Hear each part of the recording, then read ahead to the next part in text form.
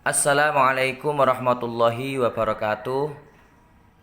Ustadz dan ustadzah sekalian yang dirahmati Allah Subhanahu wa taala.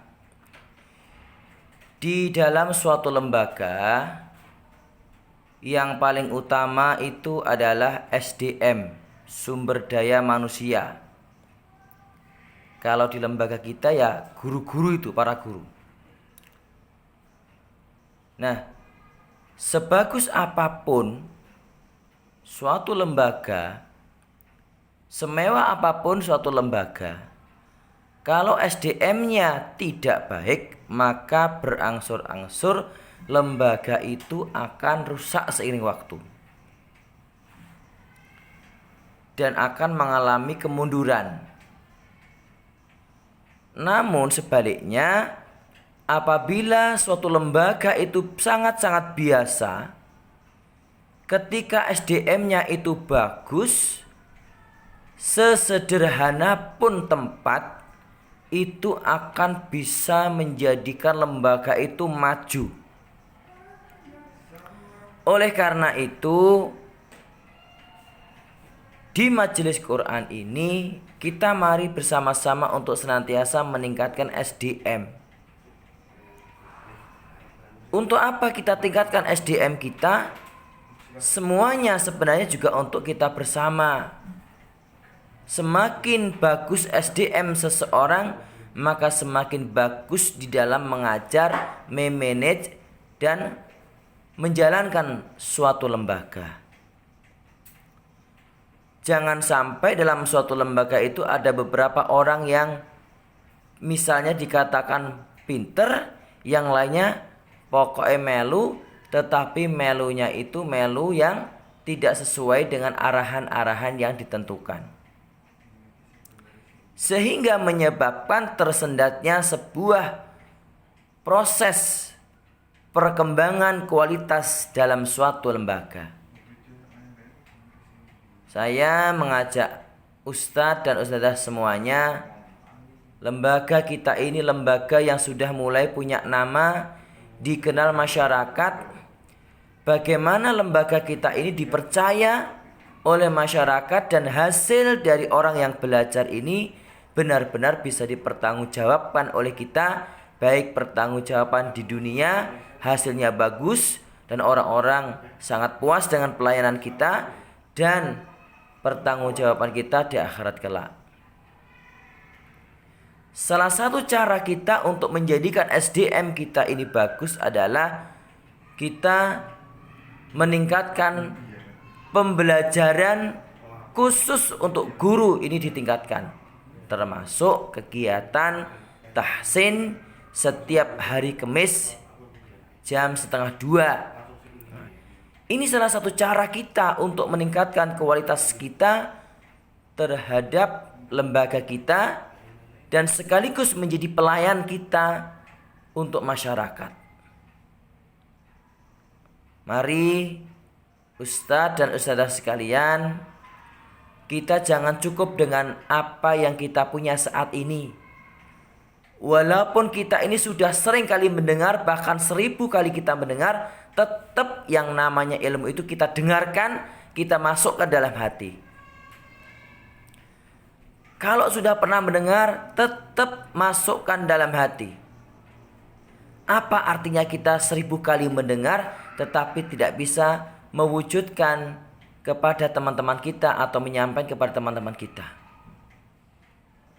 Maka salah satu adab orang yang berthalabul ilmi itu adalah walaupun ilmu itu diulang dan diulang, tetap akan didengarkan dengan tawajuh, dengan baik, dengan kerendahan hati.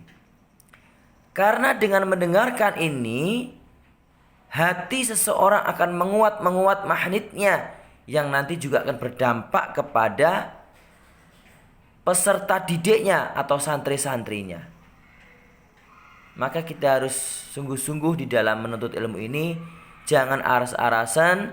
Walaupun kita sudah mendengar, jangan pernah berkata aku wis tahu, aku wis pernah, aku wis bolak-balik krungu waleh. Hindari kalimat-kalimat itu, namun tatalah dengan hati, alhamdulillah saya masih mendengarkan petuah-petuah indah, petuah-petuah penting ini. Walaupun saya sudah pernah mendengarkan, namun saya belum maksimal untuk mengamalkan dan menyampaikan.